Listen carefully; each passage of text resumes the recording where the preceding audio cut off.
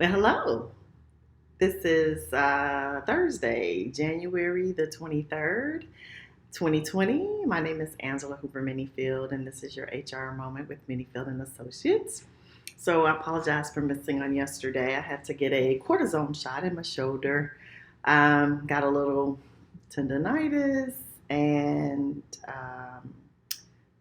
herniated disc in my neck. So I'm feeling a little better today, not quite back at 100%, but we want to jump right into and follow up on our, I think we kind of talked about earlier this week. We're doing shorter videos for a couple of reasons, but also a series on treating our customers or our employees like a valued customer.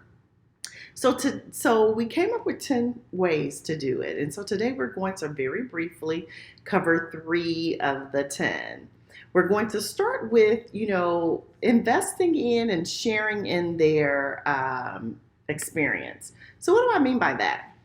A lot of businesses will play companies, for instance, to be like secret shoppers and things like that, and actually navigate through that experience from when a client walks through the door and begins to get help, checkout experience, it's timed and all of that. So my question of you is, have you ever paid attention to the experience of your employees?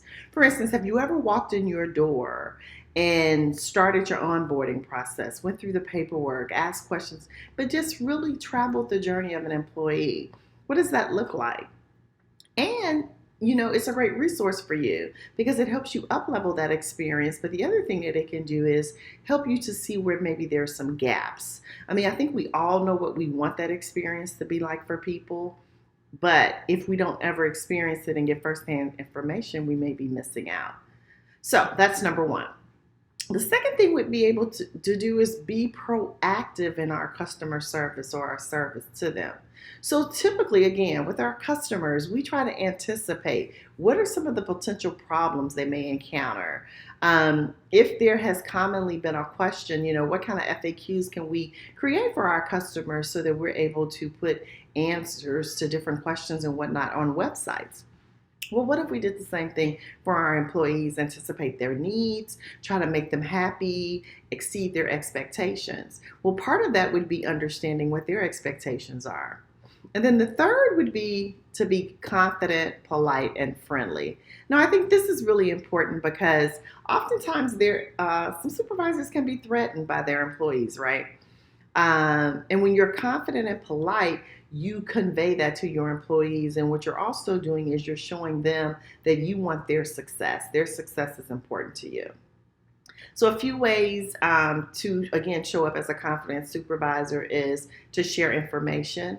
I often believe that one of the reasons supervisors and managers don't share information is because they're intimidated or can feel threatened by their employees. And we don't want that to happen, because if we shield our employees, or you've heard the saying is, keep them in the dark like mushrooms. We know the other part of that, right? How do you grow a mushroom? And so enlighten them, share what you know, be confident, be polite, and support them. So we want to adapt some practices, and again, we came up with 10, of how to treat our employees more like customers. And I said specifically a valued customer because we don't always value all of our customers either.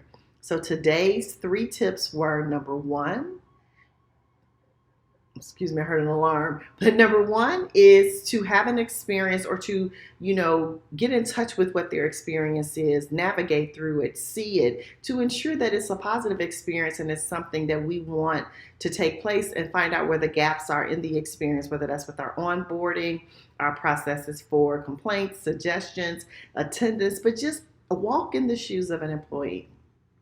Number 2 is anticipate their needs. So provide customer service or employee service, but do it proactively. So again, anticipate their wants and their needs. And then number 3, be confident, polite, and kind to people. When you're confident, it shows up in you, but it also transcends to how they show up. Because when you are secure in your place, your employees will be the same. And, just as an added bonus, our attitude as supervisors should always be to be able to see our employees advance, to do not only what we do, but to go on to be better. So those are our first 3 tips and positive ways to treat your employees. My name is Angela Hooper, Menifield and Menifield and Associates. We'll be back tomorrow with part 2, which will cover points 4, 5, and 6. Have an awesome Thursday, and thank you for watching. Bye-bye.